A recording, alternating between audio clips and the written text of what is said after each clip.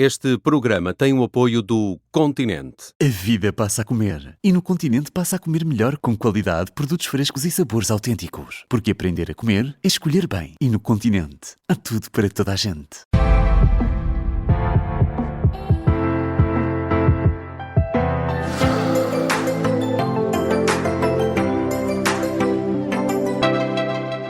Comer melhor, sentir-se melhor, viver melhor. Parece simples e pode mesmo ser. Seja bem-vindo à nova edição do Aprender a Comer, a sua pergunta, como sempre, com a nutricionista Mariana Chaves. Olá, Mariana. Olá, Maria. E hoje é dia de esclarecermos dúvidas dos nossos ouvintes, porque a nossa ouvinte Joana enviou-nos a seguinte pergunta para marianachaves@observador.pt. Mariana, é melhor comer um pão de mistura em vez de uma carcaça? E a resposta é sim, sem dúvida. E é uma ótima pergunta, porque o pão é um alimento muito português, que muitos ouvintes gostam, muitos portugueses gostam. E até já falámos várias vezes aqui no Aprender a Comer, temos vários programas dedicados ao pão. Vou dizer aqui alguns nomes para quem quiser saber um bocadinho mais. Um chama-se Pão é Inimigo da Dieta, como uma pergunta. O outro chama-se Podemos Comer Pão ao Almoço ou ao Jantar, e o outro Broa de Milho ou Pão Branco, que até foi uma pergunta de um ouvinte.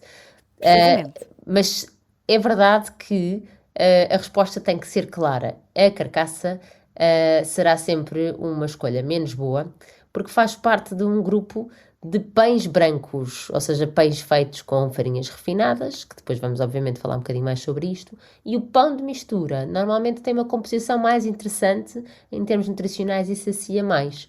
Por isso é que a pergunta está muito bem feita: carcaça ou pão de mistura, qual é que devemos escolher entre estes dois? Claramente o pão de mistura. Porque um é pão branco e outro é de mistura, mas se calhar vamos começar por aí. Então, Mariana, afinal, o que é exatamente uma carcaça? Portanto, entra dentro destes pães que nós dizemos que são brancos. Porquê? Porque são pães feitos com farinha de trigo refinada.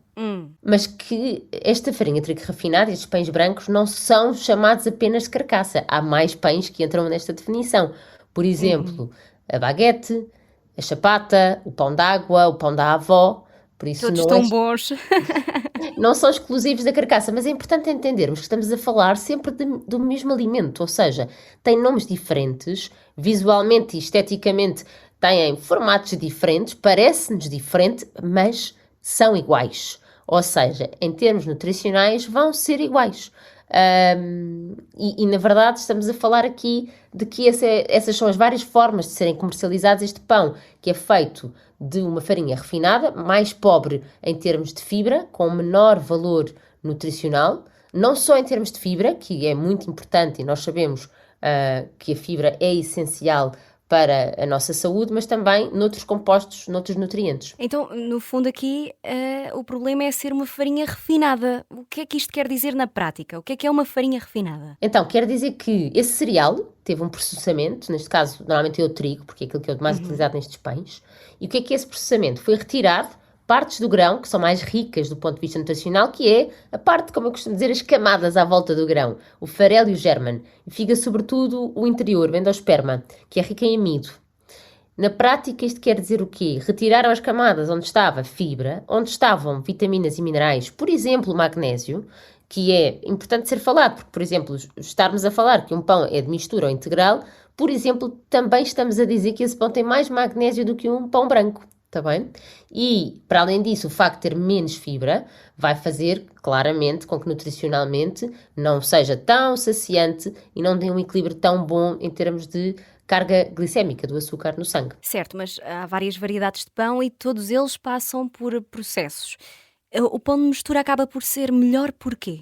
Mais concretamente? Sim, porque quando falamos aqui do pão branco, ele é utilizada a farinha de trigo refinada, e quando falamos de um pão de mistura, normalmente é a combinação de várias farinhas. Ou seja, várias farinhas e também com graus de refinação diferentes, também é importante dizer. Muitas vezes é o quê? Farinha de trigo ao qual se junta farinha de centeio, ou farinha de cevada, ou farinha de aveia, e isto vai fazer com que seja mais diversificado, mas também acaba por resultar num pão com mais fibra, porque, por exemplo, a farinha de centeio tem mais fibra do que uma farinha de trigo. E, portanto, estamos a falar de um pão que vai ter mais fibra, tem aquela tonalidade às pintinhas, por isso é que quando se abre, por isso é que as pessoas dizem que é um pão de mistura. E É o ao ter aspecto. mais, exatamente, e ao ter mais fibra também vai ter os ditos mais minerais e acaba por ser mais saudável. Este aqui é o ponto que nós temos que ter aqui em atenção. E normalmente, frequentemente, é utilizada a fermentação também mais lenta, a fermentação natural, que vai melhorar a digestibilidade do pão. Portanto, se compararmos aqui, temos que comparar do que é feito. Vamos sempre a isto, não é? Quais são os ingredientes que vão dar origem a este alimento? E neste caso, estamos a falar de conjugação de farinhas, que se completam, que diversificam a alimentação, e também muitas vezes o facto dessas farinhas trazerem mais fibra e trazerem outros nutrientes, como minerais, por exemplo. Acaba por ser sempre aqui uma vitória do pão de mistura. Então, nem todos os pães são iguais. Dentro dos próprios pães de mistura, é isso? Porque há várias Sim. farinhas envolvidas. Sim, exatamente. E nós sabemos sempre o que é que está dentro do pão quando olhamos para a lista de ingredientes. E à venda, por exemplo, nos hipers e supermercados, está lá a definição de quais são os ingredientes que lá estão. Portanto, se tiver farinha de trigo com farinha de centeio, é um pão de mistura. Se tiver apenas farinha de trigo com grande refinação, ou seja, que são, antigamente colocava-se hoje em dia alguns produtos alimentares, portanto, há pães que têm um rótulo alimentar, não é? Que vem dentro de um saco, e depois há os pães da padaria que normalmente na legenda têm lá a definição dos ingredientes. E estamos a falar maioritariamente destes pães da padaria, não é? Estou-me a referir a estes e não tanto àqueles de grande conservação. Mas então, nessa lista, se aparecer farinha de trigo P, por exemplo, 55 ou P65, até para as pessoas que fazem pão em casa perceberem quando compram a farinha para fazer pão. Portanto, esse é um pão com grande refinamento, grande refinação. Quando estamos a falar de P's maiores, que é a peneiração, P de peneiração, de 125, de 150 ou até de 100, são pães farinhas à partida que não tiveram tanto refinamento e, portanto, vão ter um bocadinho mais de fibra. E realmente, os pães de mistura também entre eles são diferentes, e o consumidor tem que entender estas diferenças, não é? E também não é igual a ser um pão integral. Um pão integral normalmente tem mais quantidade de farinhas que não são tão refinadas, não é? Farinhas integrais, essa é a farinha menos refinada de todas, e portanto, por exemplo, em termos de fibra, tem mais fibra do que o pão de mistura e do que a carcaça no pão integral, e também terá mais magnésio. Por exemplo, magnésio, normalmente a composição de um pão de integral será quase o triplo da composição de uma carcaça em magnésio. E em termos de saúde, faz diferença efetivamente fazermos esta troca do pão branco Sim. para o pão de mistura? Sim. Olha, há um estudo muito interessante que foi publicado no ano passado, 2025, numa revista científica chamada European Journal of Nutrition, sobre exatamente o tema do pão, destes pães brancos ou um pão já com alguma farinha. Foi um estudo feito prospectivo, ou seja, em que os investigadores acompanharam pessoas ao longo do tempo para perceber o consumo habitual do pão, se ele se relacionava com a evolução do peso. É importante falarmos disto. Portanto, era um grupo de cerca de 1.700 homens e mulheres, com idades nos 40, vamos dizer assim, durante 20 anos. E no arranque do estudo avaliaram o consumo de pão e dos cereais integrais, através de um questionário alimentar.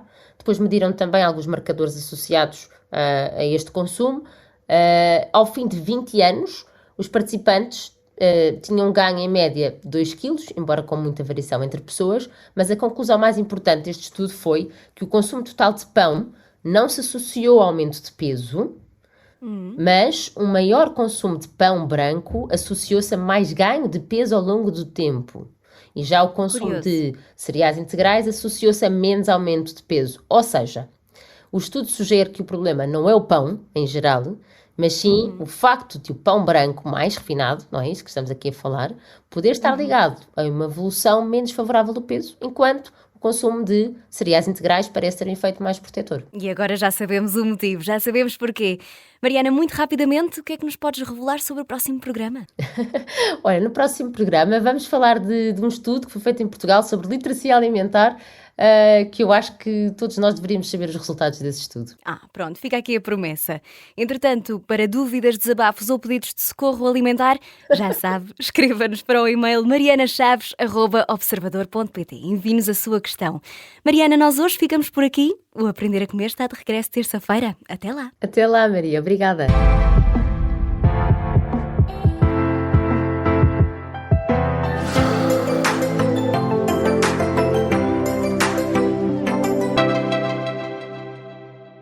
Este programa tem o apoio do Continente. A vida passa a comer e no Continente passa a comer melhor com qualidade, produtos frescos e sabores autênticos. Porque aprender a comer é escolher bem. E no Continente há tudo para toda a gente.